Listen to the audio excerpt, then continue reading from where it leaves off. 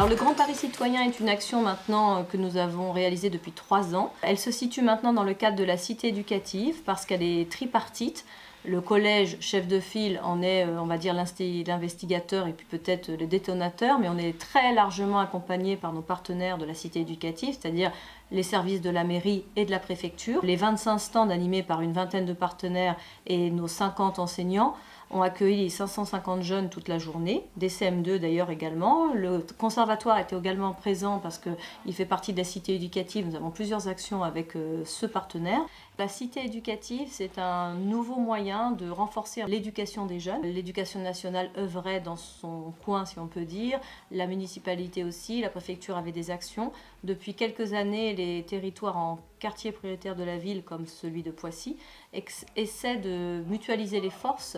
Et donc on travaille ensemble sur le temps scolaire et périscolaire, non plus sur nos jeunes, mais sur les jeunes de 0 à 25 ans, que pour l'insertion, que ce soit de la maternelle, même avant la crèche, la PMI, jusqu'à la sortie vers l'emploi, soit accompagnés de la même force, avec les mêmes valeurs et avec des temps qui ne sont plus coupés mais partagés. On organise un événement qui s'appelle le Grand Paris Citoyen. La dernière édition a eu lieu le 16 juin 2022.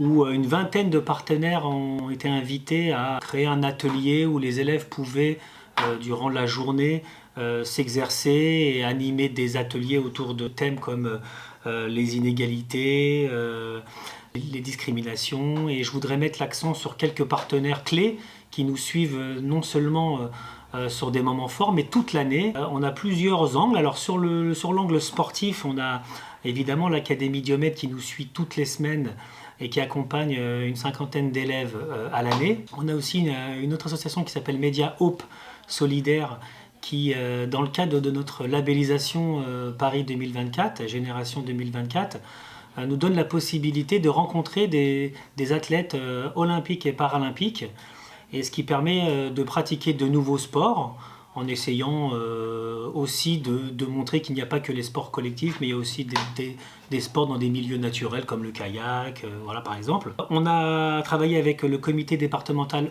olympique pour mettre en synergie tous ces partenaires dans l'angle sportif. Avec un des partenaires, notamment Zubdeco, on travaille toute l'année et de façon hebdomadaire, avec des éducateurs et des intervenants qui viennent et qui s'occupent des élèves et qui animent des ateliers. Et notamment pour revenir à cette journée du Grand Paris Citoyen, ils ont monté un atelier, un stand, avec sur le format du Chamboultou, où on devait détruire une pyramide où sur chaque assemblage il y avait une discrimination.